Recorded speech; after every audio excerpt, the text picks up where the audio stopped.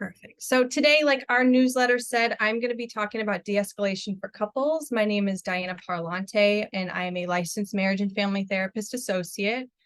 This is a focus on wellness webinar. This is a free monthly webinar where therapists from Attendees counseling group will present on varying topics that they're passionate about, that they care about, that they're informed about, as a free service for the community, just to make sure that if there's any additional support that maybe therapy doesn't feel like a good fit, or just good to know information, that we have access to that. It is, again, free. I'm going to talk a little bit about who I am. Again, like I said, I'm a licensed marriage and family therapist associate.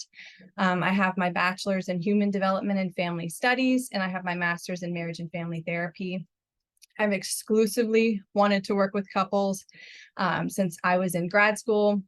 And even a little bit before then. I just think that a lot of good can come from a healthy, very enjoyable, well-bonded relationship. And we see a lot too with like symptoms of anxiety and depression, that there's a lot of overlap if there is some sort of distress or unmet need in an intimate relationship. So I've always wanted to work there. I've been working with couples exclusively for about 3 years, which isn't a ton of time, but it's a lot of time, I think, to learn. And I learn every day. So just because we're talking about escalation, I think it's really helpful to talk about what escalation looks like in an intimate relationship. This can vary, I think, very much within different relationships, especially for different people. But I'm sort of measuring this by raised voices, saying things we may regret or don't mean, some silence or walking away, so turning the back, where we're not actually communicating with one another, where we're essentially just separating, not feeling that bond, not feeling heard, not feeling understood. I see these sort of pieces as protective parts. So when the voice is being raised, or we're yelling, or if we're shutting down or going small, right, going internally within our body, we're feeling unsafe, and we're utilizing the protective parts that we've learned throughout our life whenever we are feeling that sense of distress. This is an example I use with my couples quite a bit, is when the dishes are no longer about the dishes. So we're arguing, or maybe we're talking about things like the dishes, but it's with so much emotion, so much power, that we're really not talking about. There's a lot of vulnerable pieces underneath it that I notice as a therapist, and then this larger sense of connection being lost. So that's how I measure escalation, especially when we get into that space of either going internally or going externally. The internal being maybe the silence, and the external being raised voices. And people tend to lean into one style or the other that I'll absolutely get to. Ooh. Ooh, okay. So we're going to start off with the 4 horsemen of the apocalypse, which is a Gottman sort of theory. Gottman is one of the big theorists in the therapy world, who specifically has models for couples and couples therapy. I learned about this, and I immediately thought about like the headless horseman for whatever reason. So the 4 horsemen of the apocalypse are going to be criticism, contempt, defensiveness, and stonewalling. So we're going to jump right into criticism. So criticism tends to look very specific. And I have examples over here to the side, where criticism is very different from feedback, where feedback is, I really wish that you did something, specific. I wish you had taken the garbage out, or, hey, I noticed that, this morning you didn't leave and say goodbye. Just feedback with the nature of wanting to connect, and criticism being a larger assumption about partner. Partner being maybe a little hurtful, maybe a little selfish, a little harmful. And I have examples over here on the side, but this tends to look like language like always or never. It creates a sense of rejection and hurt for the person receiving the criticism. And this can turn into a larger pattern that we're going to talk about a little later as well, a pattern of reaching out and seeking connection, or to be seen by partner that is being conveyed as harshness. Again, this is a protective part in the sort of larger attachment piece that I have seen, or I have noticed, is that I don't feel like a priority. I don't feel important to you. I don't feel like I matter. I don't feel like you see me. And instead of maybe leaning into the vulnerability, because we are in protection, we are in distress, we're unable to access that part of vulnerability. So it comes through as criticism. So here, I'm going to go ahead and read this example for you both, or for everybody. The complaint is, I was scared when you were running late and didn't call me. I thought we had agreed that you would do that, that we would do that for each other. And the criticism coming through as, you never think about how your behavior is affecting other people. I don't believe you are that forgetful. You're just selfish. You never think of others and you never think of me. So then you never think of me, and therapy is what I would typically latch onto. I would lean right into that because it's a little softer, right? And it conveys a little bit, or it deepens into that attachment piece that we're going to talk about later as well. But you can also see the behaviors and the assumptions, right? The assumption of you are selfish on top of the behavior that is maybe causing that sense of unsafe coming up in the person who's criticizing. See, so now we have defensiveness. This is typically a response to criticism. It's a way of reversing blame. Where if you're becoming a little bit more defensive or leaning into a defensive part, not acknowledging the hurt or the behavior that then caused the criticism in the partner. It can escalate the conflict further, especially if it's a reverse blame for someone who's leaning into criticism or is wanting a sense of connection. Again, this is another protective part. I see this as justification to end the conversation, right? I see that you're upset. I don't know what to do with it. I don't know how to communicate to you that I care. In this larger assumption or attachment wound of, I'm not good enough, right? Nothing I say is going to fix this. And the examples we have to the right, the question from partner being, did you call Ross and Rachel to let them know that we're not coming tonight, or did you forget like you always do? And the defensive response being, I was too damn busy today. You know what, Monica? You know how busy my schedule is on Wednesdays. Why didn't you just do it? All right, so that reverse coming forward as defensive or protective. And the goal is to get to non-defensive responses and acknowledging the hurt or the question by the person or the other partner. So the non-defensive response would be, oh no, I forgot. I should have asked you to call. I knew my day would be packed. That's my fault. Let me call them right now. So then we move on to contempt. Contempt is an even larger assumption of partner. We see behaviors like mocking and name calling and just general increase of harshness compared to criticism. This is for Gottman. They know that contempt is one of the biggest indicators or the greatest indicator or predictor of divorce. I like to make this distinction between criticism and contempt is you are versus you do, right? The behavior versus who you are and who you're defined as my partner, as my husband, as my wife, as my significant other. I see like the deeper part as I don't matter and I never have.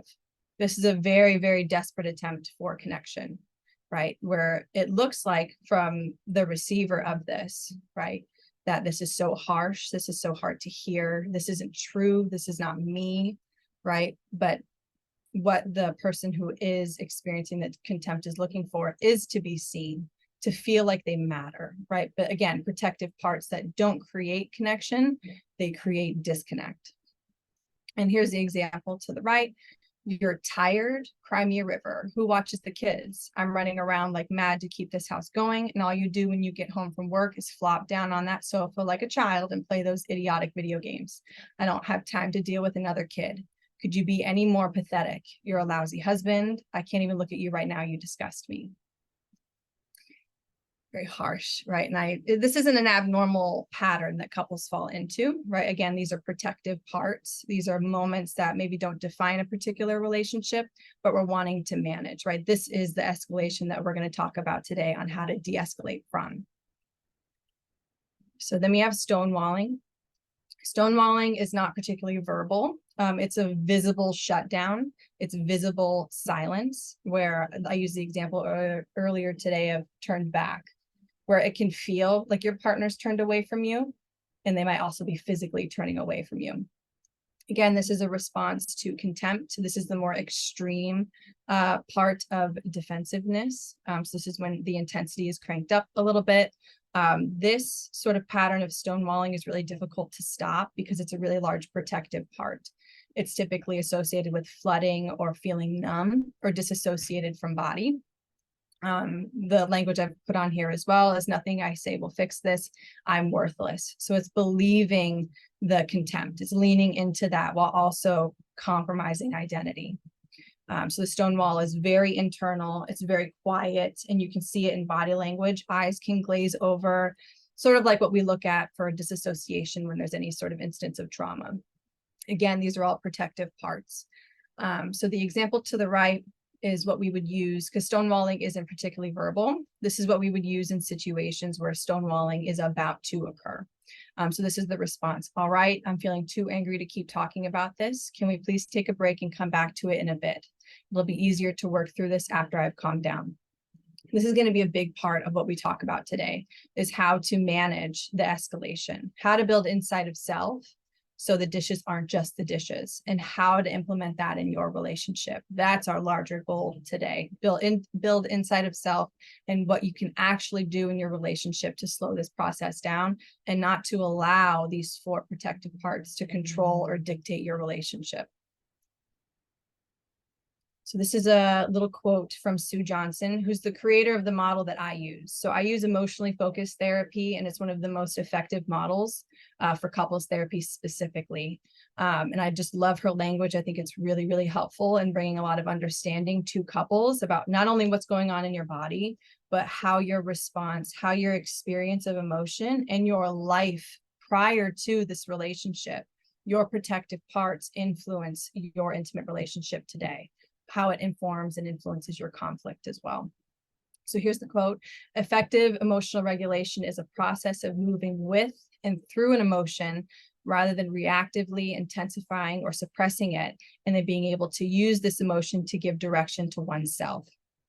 So we're using that insight, we're using that emotion, not to create a response in partner, but to create more inside of self. And we use that insight to then inform and bid out to partner. We want closeness, reactivity, and emotions of not feeling seen, not feeling enough, right? Feeling harmed and hurt. We don't want that to create reactivity to push partner away. We want it to bring it in closer. Okay, so I'm going to talk a little bit about attachment theory, and this is my understanding, my insight, the way that I've experienced it. You're going to see, and especially if you've been to other talks or discussions or webinars about couples therapy, there's a lot of different models to use. So this is just mine specifically with emotionally focused therapy. I find this lens to be really helpful in creating long-term change as opposed to specific exercises or scripts that I've seen in couples therapy and even tried, right? The long-term change is here. So this is a larger assumption, right? We're wired to connect, right? We are bonding mammals. We are made to be around others. It's what creates comfort. We have parts of self-regulation and we have parts of co-regulation, but the co-regulation is what we're looking at because this is a couples series, right? And these injuries or these wounds arise in childhood. Attachment is not just about the childhood attachment, which I'll explain a little later today, but the bond between parent and child is mimicked and sort of follows us throughout our lives, and they can play out in our intimate relationships where wounds that have occurred in childhood, such as I don't feel like I matter, I don't feel like I'm important, I've learned that I'm a burden, right? That those play out, and we seek that comfort. We seek that co-regulation in our intimate relationships. We look to partner to say, you are not a burden. You certainly are enough. I love you. I care about you. You're hurting. I want to be right there with you. So that's going into my other point here. The deeper unmet attachment needs influence conflict and connection, right? So the not good enoughs, right? The feeling like a burden, right? Those come into our conflicts about the dishes, right? If we're wanting to be seen or understood, my day sucked and I just want my partner to come in, do the dishes and not ask why, and then look at me and say, you matter so much. I know you had a real bad day today and I did the dishes for you, right? We're not talking about the dishes. We're talking about that deeper sense of connection and bond, not only with self, but with partner, how partner responds to that emotion as well. Another assumption is that couples are resilient and desire growth. We're not stagnant people. What works today might not work tomorrow because life can be unpredictable, right? Sort of going through life where you lose a job or potentially lose a parent or a child or experience a trauma, right? We're inherently resilient because life changes every day. Relationships change too. Relationship needs change as well. So that's more about the lens, the larger assumption that I'm functioning from today and where I'm coming from, and certainly what I use in couples therapy as well. So a little bit more about how attachment theory and adult relationships play out. We're looking for a secure base. We're looking for partner to be responsive to our emotional needs.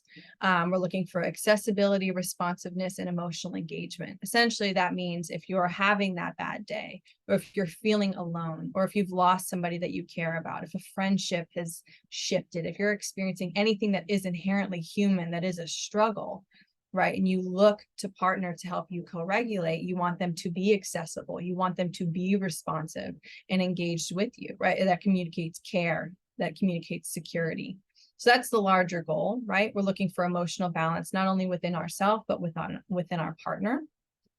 And when we are maybe feeling that sense of intensity, when we are feeling a sense of distress, there's a system that follows. And the goal is to build insight of that. Know your soft spots, know your triggers, right? So you can then bid out for a specific connection. And when you bid out, creating clarity for partner, so then they can know, right? My partner feels this, right? My partner doesn't feel enough. They feel like a burden. So the larger assumption isn't that partner is selfish, that they don't listen, that they don't care. The assumption is my partner struggles with this, and I never, ever want them to feel that they aren't enough.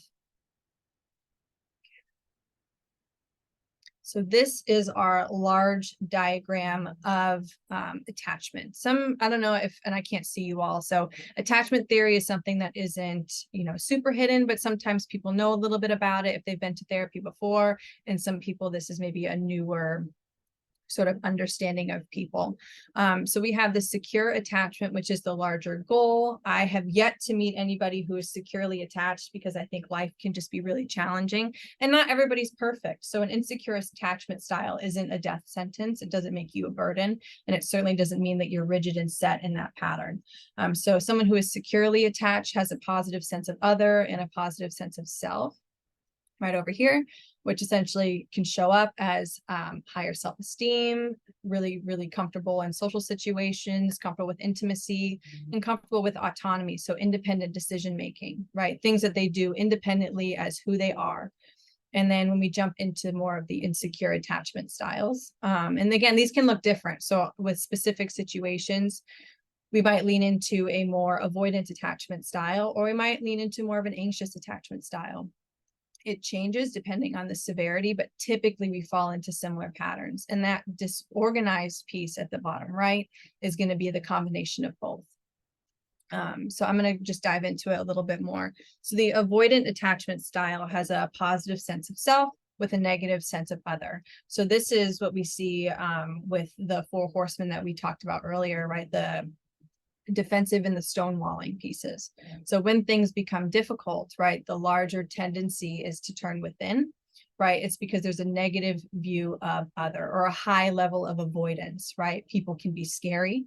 People can be harmful. I've learned that people are unsafe, right? I know that I am safe, right? But I don't know if other people are safe. So they have higher sense of self-esteem, maybe lower comfort in social situations, maybe not as comfortable with intimacy, and very, very independent. So again, that confident sense of self.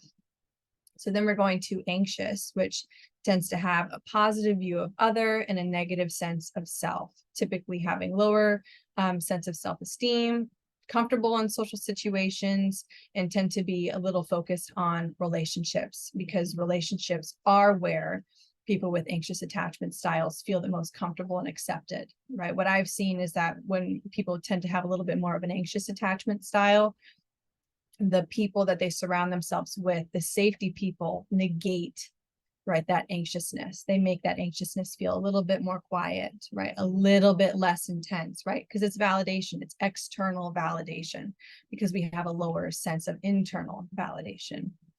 And then our fearful or disorganized, right, has the higher anxiety or the negative sense of self and the negative sense of other. So they have low self-esteem, low social comfort, fear of intimacy, and tends to be a little bit more socially avoidant. Tend to be really disorganized, lack of safety with other people. We can see that with maybe someone who typically might have been anxious or avoidant, has a traumatic event, where again, we're shifting these attachment styles. So they're relatively consistent, but they're absolutely able to change and modify, grow, or maybe get a little bit more internally anxious or a little bit more avoidant. Does that make sense? Maybe before I move on, can't see everybody, so I'm just gonna assume. Good. So when we lose connection, what we see, feel, and think. Like I mentioned earlier, patterns can get really rigid, essentially just meaning that when we fall into these protective parts, it's hard to change, right? If we feel unsafe, we're automatically going to go to what makes us feel safe. So if our safe is fighting for the relationship because we need that higher sense of connection, or if it means turning inward and withdrawing, right? And typically what we see is that for someone who is a little bit more of a pursuer, that pursual activates the avoidant attachment style, where they then withdraw. And that withdraw then activates the pursuer. You're turning away, I'm looking for closeness. When you turn away, I want more closeness. And as the person who is turning away, who's wanting a little bit more independence, a little bit more quiet, a little bit of time to regulate, that pursual continues the withdrawal. So it influences. So yeah, we see the 4 horsemen, a lot of assumption of you always do this, the deeper attachment wounds. I see conflict as protest, right? Conflict isn't inherently a bad thing, right? It can feel bad when it's out of control. It can certainly be bad if it's absolutely out of control. But conflict is typically a protest. Whatever we're doing now, right, isn't working. And this is the kind of quote I put in there, is you feel so far away and I can't do this anymore. I can't do this with you being this far away. I can't do this with the way that we're doing it. Our failed repair attempts, right? When something happens, right? If a conflict does arise and we're either not repairing or we're trying to repair and it's just not working. So the bids for connection then lead to conflict, right? I'm trying to connect with you. I'm trying to make this better. I want to take ownership. I want to feel close to you.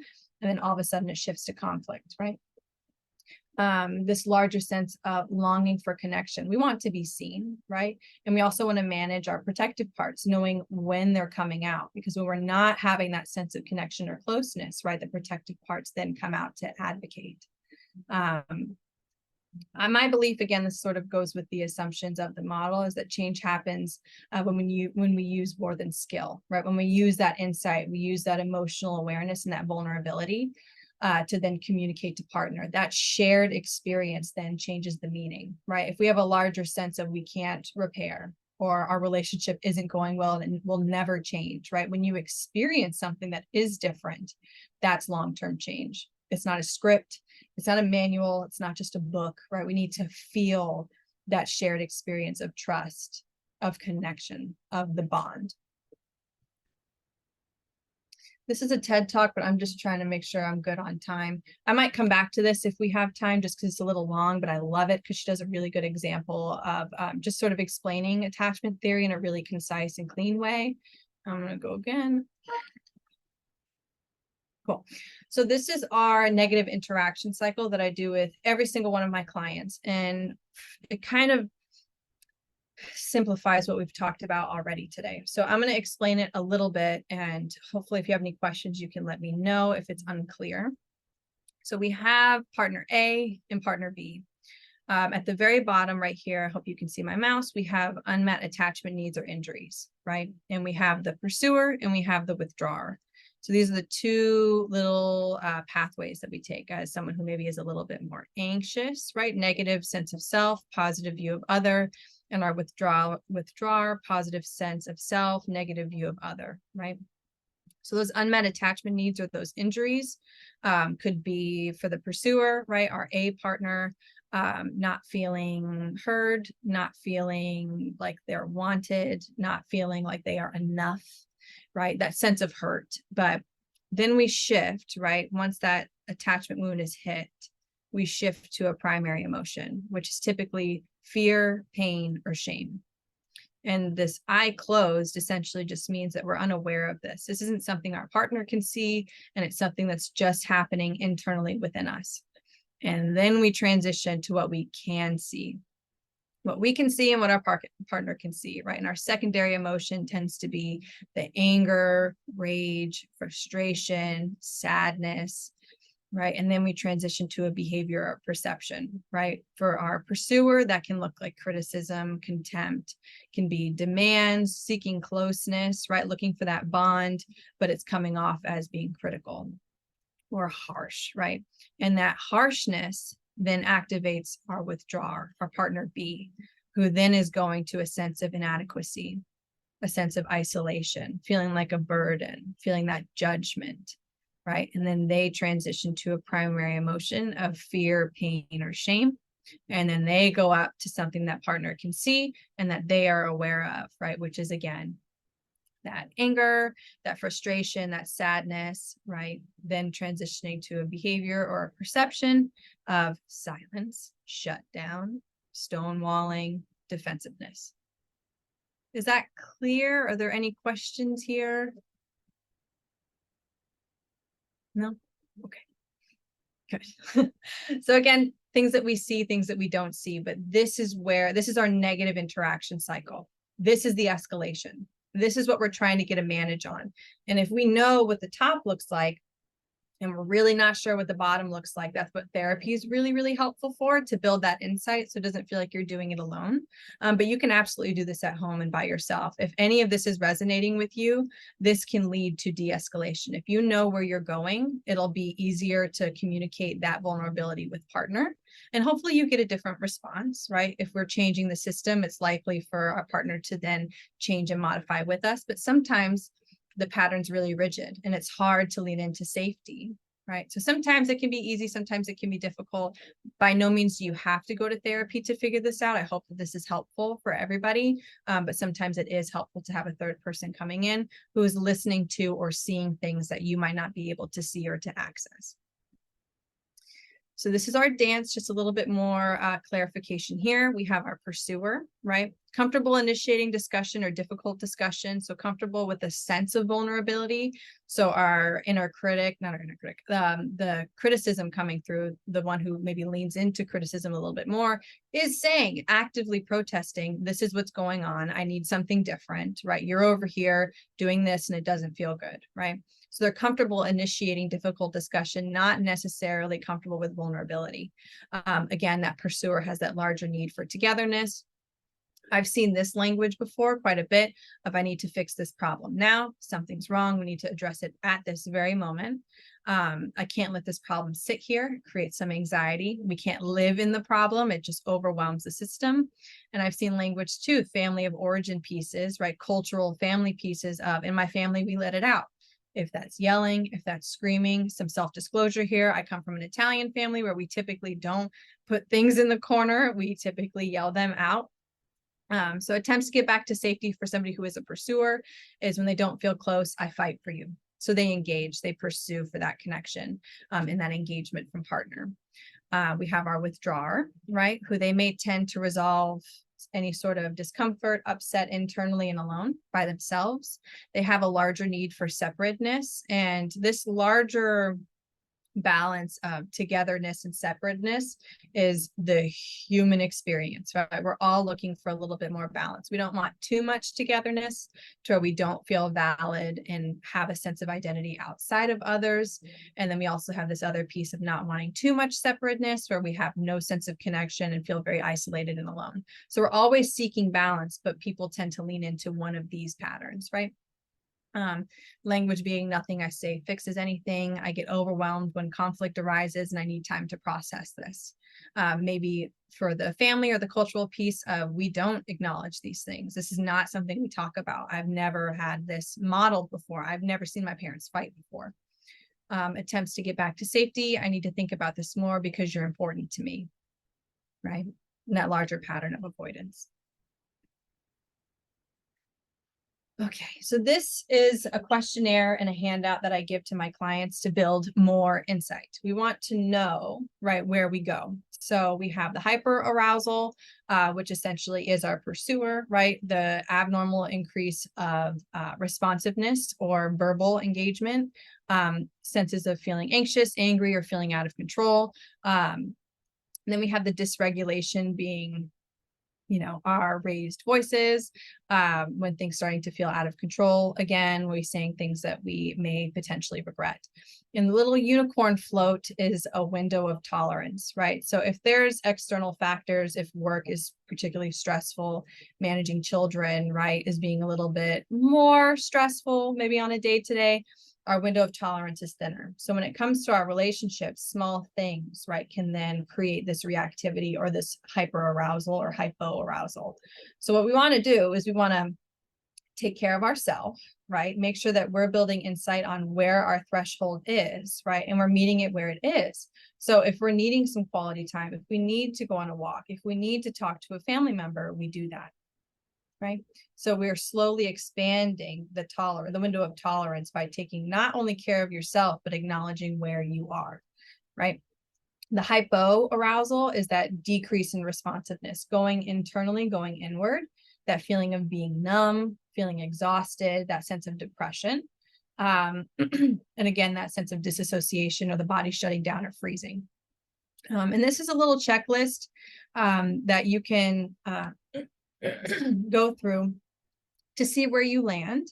It doesn't necessarily mean that always you'll land in hyperarousal. Sometimes you'll check things that might be in that category, feeling a sense of tension, rigidness, racing thoughts, but also a sense of memory loss, a sense of shame or embarrassment. So we're just looking for generally where we go. And obviously this isn't rigid where everybody goes to a specific area. Sometimes it's both. And that sort of aligns with our more disorganized attachment style or our fearful attachment style. Okay, so how do we get to connection and safety? We've talked a lot about what escalation looks like, but what do we do now? Right, connecting on the pieces that we've discussed earlier, building more insight of self. Also sort of not allowing the emotions to feel like they're the problem, right? The emotions themselves are the indicator of what's going on, right? You're feeling something that's 100% valid, right? It's how we consolidate and manage those emotions, right? We want partner to be close, right? And to co-regulate typically, right? But how are we communicating that, right? The belief that we have influence over others. So if we show up differently, partner may respond differently. Being able to self-regulate and change the music, right? This music and this dance that you and your partner sort of engage in, right? That you want to be able to change it. You're inherently resilient, right? Your relationship isn't defined by this dance, but it certainly feels like it, right? So rather than you being the problem or your partner being the problem, the dance is the problem. That interaction cycle we just broke down, right? That is the problem. When the protective parts come out, our partner can't access us. And that's all we're looking for, right? Is to be accessed, to be co-regulated with, to be comforted. Again, right, inside of self, do you know where you go, right? Let's see. So this is another little quote I threw in here. When we can maintain our emotional balance, the research indicates that we are simply better at sensitively picking up on others' cues and need for support, and then responding in a caring way that they can take in and accept.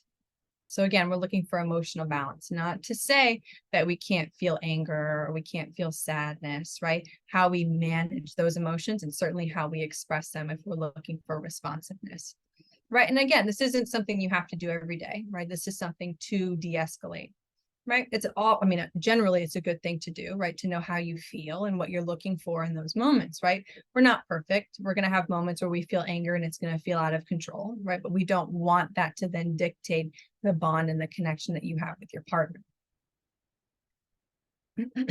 So these are some things to be curious about, some questions that I want to leave with you. We're not in therapy right now, but these are maybe some questions that I would typically ask, right? Does your conflict feel like a consistent pattern? Do we have a pursuer? Do we have a withdrawer? Does that resonate with you, right? And if that pattern's showing up, right, wanting to dive into that, has anything I said or anything that we've mentioned today resonate with you, right? Who taught you or who made you feel first? Where did you learn that you're not important, or that you feel unwanted, or you feel like a burden, right? Who's overwhelmed your system first? What's your first memory of that?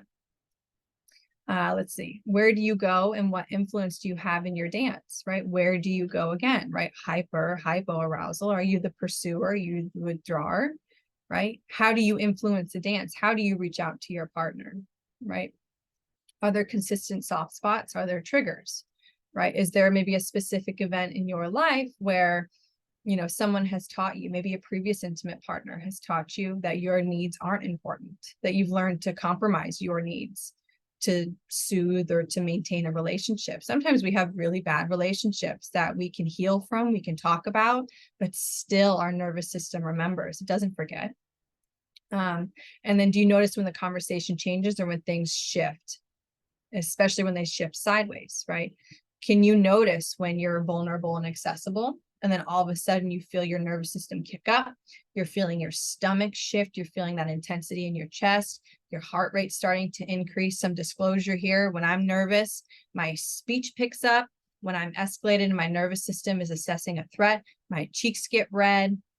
And that's what my body is telling me. And I use that. What my body is sharing with me is important to note, right? Because if I can't access the more vulnerable parts of myself, right, can guarantee the outcome of that conversation is not going to be connection, right? It's going to be more division. So this is a little bit of what I just went into, but this is a little bit more about the brain. So we have our prefrontal cortex and our amygdala. I don't know if you can see me, but this is typically what I do in session, with this being our amygdala and this being our prefrontal cortex. So the amygdala is our fight, flight, or freeze. The same response that we see when we see a bear, our body is doing the same thing when we see a tone change in our partner, that the meaning is no connection, unseen, validating that attachment wound. So when we see our partner shift, our brain is going immediately to that part that's saying, oh my goodness, there's a threat. And your body activates in that way, whether that's hypo arousal, that's what's going on in the brain. The amygdala has turned on. And then our prefrontal cortex right up here. So this is the regulation of our thoughts, our emotions, our actions, right? This is the more executive part of the brain where there's a little bit of flexibility. We're able to get to regulation of behavior. We're thinking about and assessing the situation for threat and seeing if that's the reality we're living in, or if that's something that maybe our brain and our body's tricking us into, right? We're in control of these systems, right? But also we learn that maybe we're not, right? Maybe our threat system is a little bit more active depending on the lives that we've lived, right? If our threat system or our safety system has been compromised since we've been a child, this might not be easy to understand or connect to, right? It might just feel like a knee jerk. It's a protective response, right? So when the amygdala is on, our prefrontal cortex is not, right? We can't access that regulation when our amygdala is on, right? Because we're fighting a bear, right? We're fighting for a bear and we're fighting for connection, right? When the amygdala is on, we can't get to the front and we want to get up here. So then that leads us to these two handouts that I like to give to my clients as well. This is an indicator of what parts of our brain are on. There's a lot of like language on here that may be a little confusing, a lot of anatomy and, you know, just the neuroscience of it that you can ignore for a little bit, but we want to be up on the ladder. So we want to be at safe, social, and engaged. So that's going to be on our left, our ventral vagal, where we're connected and warm. This is where we want to be when we're in vulnerability or when we're trying to get to de-escalation. We want to be here, right? So if you feel your body changing to out of control, we're in the yellow now, we're a little agitated, we're a little frantic, you need to call a timeout. You need to say to your partner, you know what? I care so much about you. I came to you today because I wanted connection, because I had a really, really shitty day, you know, and I really want to feel close to you. I want to make sure that you understand me, and I'm feeling my body activate now, and I can't access the thoughts that I want to share with you. So I need to take a moment. I need to breathe. I need to call a friend, right? And you walk away, but you communicate the importance that your partner has for you, right? You are important to me, and this is important, right? I don't want this pattern to control our relationship. So call attention to it, right? This isn't working. I'm not in the part of my brain I need to be at. I don't need to be enraged. I don't need to be anxious and worried. I don't need to be in panic. And you go on a walk, you pet your dog, right? You do whatever you need to do. And then once you're back in the green, right, you re-engage with your partner. That is the most important part. If you call a timeout, revisit, go back to your partner and say, where are you? How are you feeling? Are you available? And if they say yes, you try it again, right? And even if it doesn't work the second time, you're making sure that you're in the right parts of your brain to really be able to be vulnerable, because that's what you're looking for, right? You're looking for connection. We don't want to be anywhere near the red in these discussions. This is where we get the escalation, the out of control, the regret, the hurt, the even larger disconnection from our partner. We don't want to be anywhere near this. This is the key to de-escalation, is knowing where you escalate and where you need to be vulnerable. Huge. This is a huge part of it. So again, right, returning inward, what is your body saying to you? Is your heart rate elevated? Is there a pit in your stomach? Are you overthinking? Are you feeling numb? Is your temperature changing? Like I mentioned earlier, my cheeks flare, so my temperature increases. What does your body do? What does your mind do? Does your mind shut off, or does it engage further, increase responsiveness or decrease? And is there a consistent theme? Are we hitting the same attachment wound? Are we hitting the same part of you that comes up in all of your relationships? Is there a traumatic event? Is there something specific that you learned, right, from a traumatic event that you haven't maybe been the same since? Is this a soft spot that needs to be incredibly empathetic? Does partner need to lean into this soft spot to comfort you, to co-regulate with you? And has there been consistent hurt in your life? Have people told you or made you feel like you're not important or that you are a burden? These are the unmet attachment needs that need to be addressed, that then inform, right, the conversations about the dishes or the laundry or the kids or the dog, right, or family even. Do you protect me against your family? Am I a part of your family? Not good enough and feeling unloved. Right. And again, normalizing that escalation is going to happen. Life is certainly not pretty. It's very hard and it's very challenging, right? But what you do to manage and get through it. So again, creating healthy limits, know where your limits are, know what your body's telling you, that we're inherently made to co-regulate and self-regulate. It's all a balance of self and other. We often don't lean into vulnerability as very protective people. We tend to live in a very unsafe world. So saying I'm hurt isn't as easy as saying I'm pissed, right? I'm really upset with you and it's balls to the wall. I'm so mad and everything's off the table. Maybe that's not super easy to say, but that's more comfortable than saying I'm so hurt by our relationship and I have been for years. Your needs are so important and you are important. So advocating and regulating for yourself, building that insight into who you are and what you've learned and what your life has been, right, is valuing self. Experience teaches us these protective parts. You're not a burden, right? You are not to blame, right? But the parts that live in you are within your control. As adults, we're able to manage and control this, right? Unlearning and healing is really, really challenging. It's not easy, right? So if you need support, therapy is always an option, right? Leaning into the support of your family and your friends, learning that the people that have made you unsafe, right, and how the body remembers that isn't always necessarily true. And you certainly don't have to do it alone, right? Just to clarify, there are limits to emotionally focused therapy for couples. If there's any active violence that compromises safety, so EFT might not be the immediate sort of solution. We need to do individual therapy first to de-escalate and create some safety in an individual atmosphere, because EFT, like we talked about, we're talking about a lot of soft attachment pieces and previous experiences. And if there's any active violence, if there's any active affairs, that at our foundation compromises safety. Active addiction can do that as well when we're married to alcohol, when we're married to something else besides our partner, things that take priority over our partner. EFT isn't going to be helpful because there's a third person in the room. right? And in cases of severe trauma as well, EFT, not the best, right? We want to do individual therapy first. That can be emotionally focused individual therapy, but couples is particularly sensitive. Like we said, de-escalation is very common. It's a very rigid pattern, and we need to have some flexibility for that to happen so we can get to de-escalation. If there are these 4 things happening, it sort of limits our ability to do so, and potentially we can cause more harm, which is the exact opposite of what we want to do. So this is a breakdown just because we're running a little short on time. When conflict arises, now what? These are the takeaways, right? The slower process that I want you all really to lean into, right? Something that is unique to you and your partner. Your needs, your experiences, what you're looking for are all unique to you, right? So take this sort of blanket generalized understanding that I've given to you and make it your own, right? Slowing things down. What are you feeling? What are you looking for?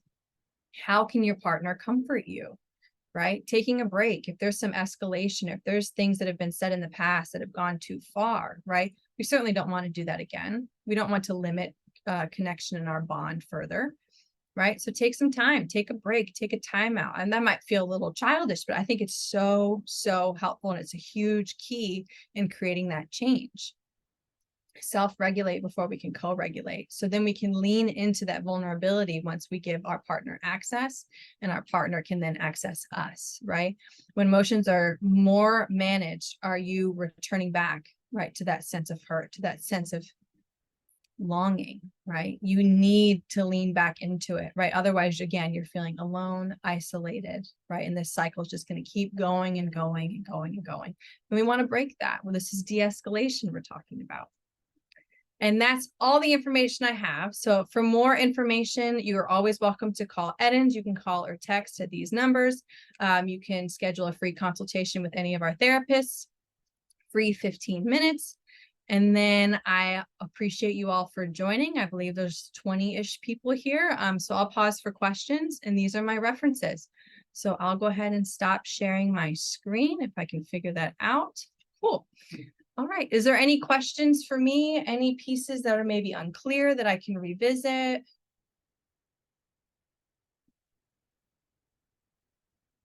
I'm a fast talker. Like I said, I get a little nervous. So let's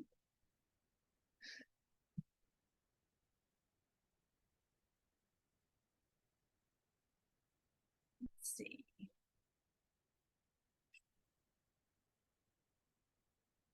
Oh, thank you, Marcus. I should not have played that video. Good thing. Okay, what do you suggest if one party wants to self-regulate and connect with the other, isn't interested and refuses to do so?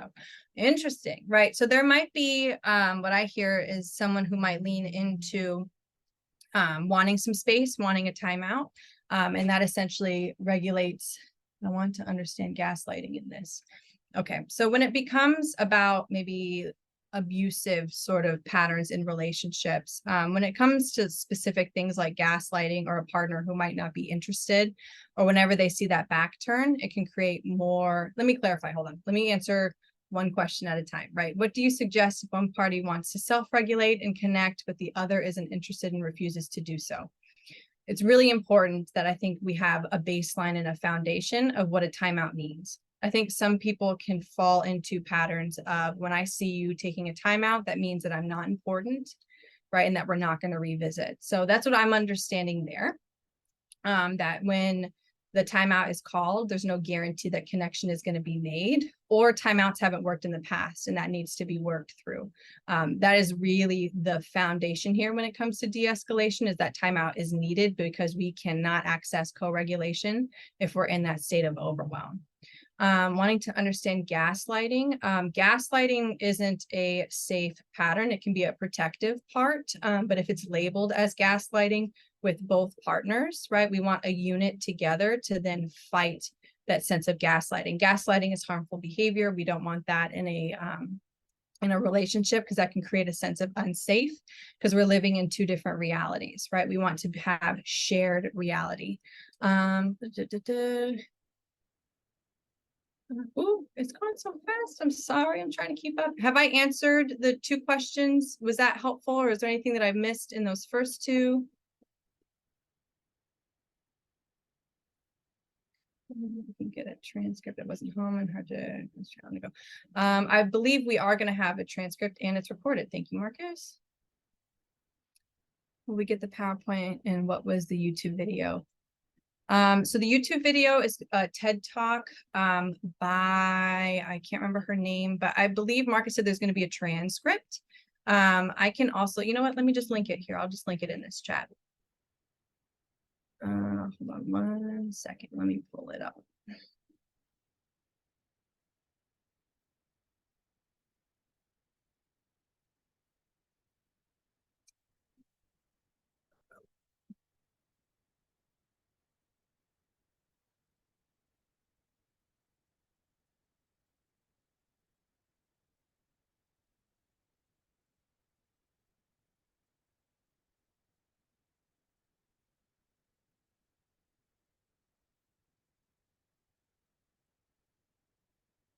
Okay, hold on 1 second. You're probably going to hear a little bit of audio. Okay, share, copy. All right, that's the link to the TED Talk that I just sent. Okay. Why do people gaslight their partners is what I meant. So why do people gaslight their partners? That can be varying reasons. My understanding is gaslighting comes from previous trauma. It's a protective part, a very big protective part, but also a very harmful part. I would encourage couples therapy very much, or individual therapy if gaslighting is a protective tool. What I hear in that is that there's been a lot of harm in the past, in creating a space where the reality is very comfortable for the person who leans into gaslighting. Is something to be unlearned, because again, right, it doesn't create that sense of safety within the relationship or within the marriage specifically. So yeah, I would very much encourage, it's hard for me to give blanket information here, just because I like to know a little bit more about the couple, about the relationship, and where the gaslighting behavior came from, just because I have that attachment lens, right? I want to know more about the past and where the lack of safety starts. And that typically, again, right, comes from our caregivers, our parents, especially children who have experienced significant trauma in their childhood will lean into that. So let's see, I'm in a sense that you want to establish that middle ground baseline, but the partner doesn't believe in any sort of regulation. Partner doesn't believe in any sort of regulation at all. Again, I would encourage here some psychoeducation, just because I think when it comes to regulation, people believe, or I've seen this before, where if somebody doesn't believe in regulation, right, it means that I can only communicate with you when I'm feeling my emotions, right? It's a learned sort of belief, right? And meaning of, I don't know what I'm feeling unless I'm feeling it. And when I'm advocating at my most passionate, that means that I'm communicating what's real, what my reality is, right? I can only communicate with you if I'm in that state of dysregulation. What we know, though, is that that's not necessarily true, right? And it can create more harm, right? Because if someone is maybe leaning into hypoarousal, where we're going within, right, you can't access and co-regulate with partner. So yeah, I mean, that's a tricky thing, especially if you have a partner who thinks or believes, right, that's the only way I can connect with you is when I'm dysregulated. But it really is, it's dysregulation, and we want to get to regulation to where we can co-regulate. So again, I would encourage individual or couples therapy, because it's hard as partners to really push in this way, because it might feel like an attack. It might feel like something meaning to control or to distance further. So it's hard as a partner to try to navigate beliefs, especially like attachment beliefs or family beliefs about dysregulation. So yeah, it's a challenging position, but I think if you build that baseline together and you articulate the desire for a timeout, the desire to get to regulation, maybe you'll see a modification. But again, it's hard as the partner to establish that. Okay, good. I'm glad I'm making sense. Okay. What can you try with a person who has narcissistic traits? Tricky. What specific traits, if you don't mind me asking? If you're still here, I don't know.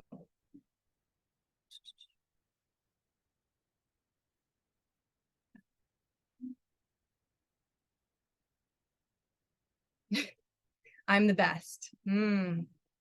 It's hard for two people to sit and I'm the best. Again, right, it's going to be hard as partner to remove or change the system solely, right? Because your attempts to get to something different might be seen as rejection for someone who believes that they are the best. And it might also not be totally safe for you to push back depending on how severe the traits are. I'm right. I'm right can feel very rejecting. I'm the best and I'm right. And you're always wrong. Can feel very isolating.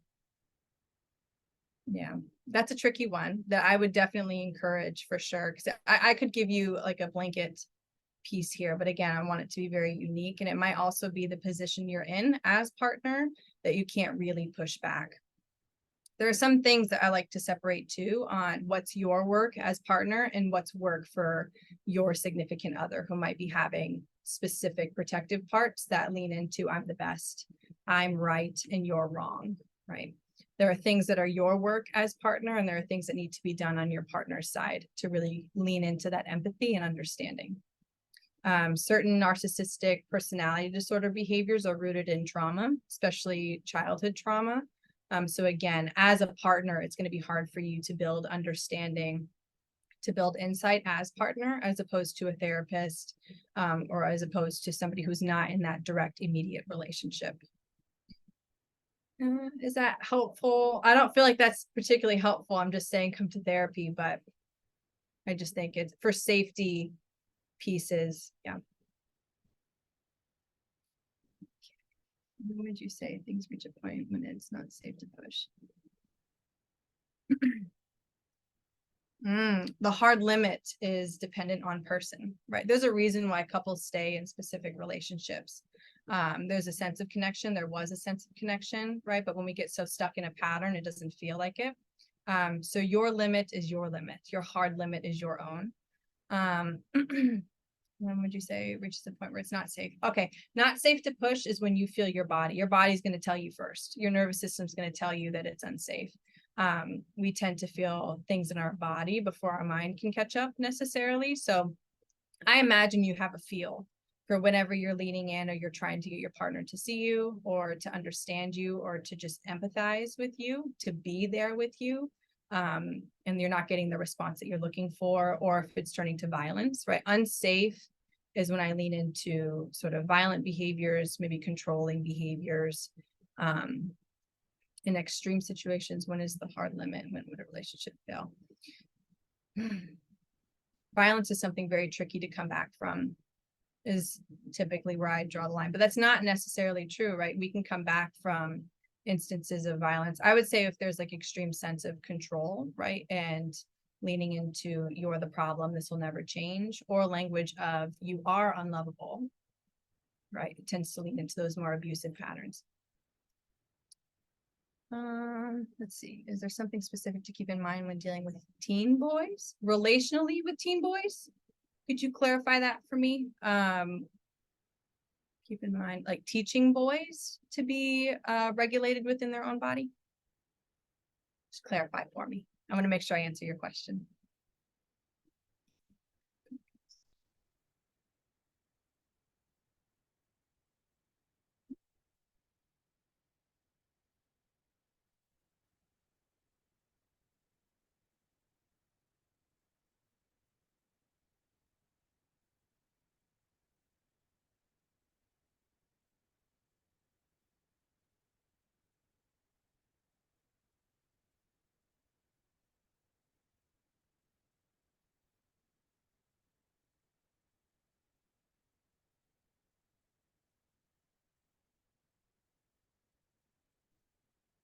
Is there something specific?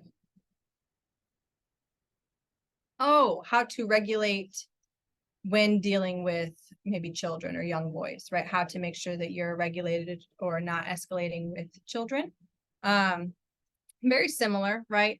Very similar, except you're in a parenting role, which the power dynamics are a little different, right? As the parent, right, there is a larger role of power and influence over a teen child, especially since your brain is more developed, right? So we want to lean into you being more regulated. If you're leaning into any sort of discipline, any sort of correction, if you're wanting to teach emotional regulation, I'm a big person on modeling that behavior.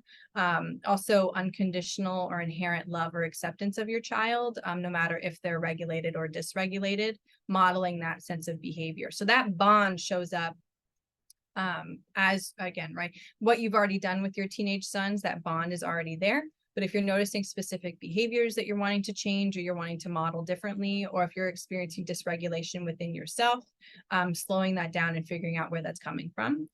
Is that coming from a specific belief you have over yourself? Is that specific behavioral problems that you're looking at in your sons that you're wanting to change? Am I understanding?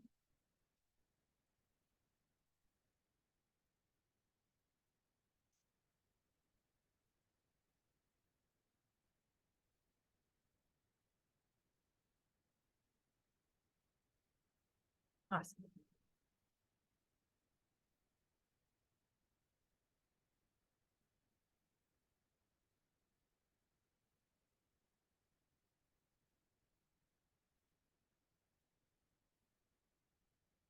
Right. Are there any other questions that I can answer?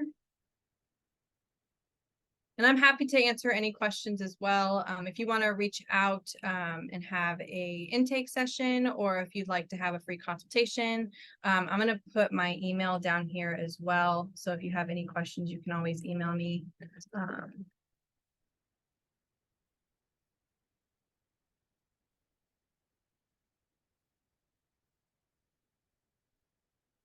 How do you deal with someone who projects?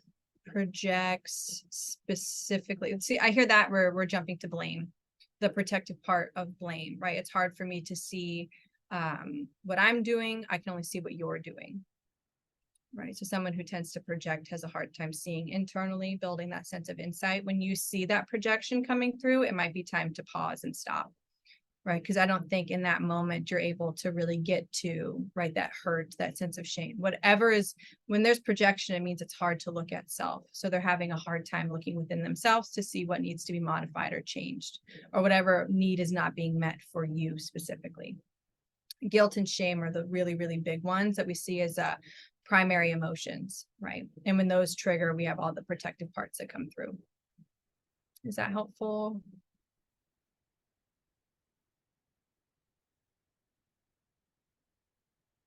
Yes, good. Awesome.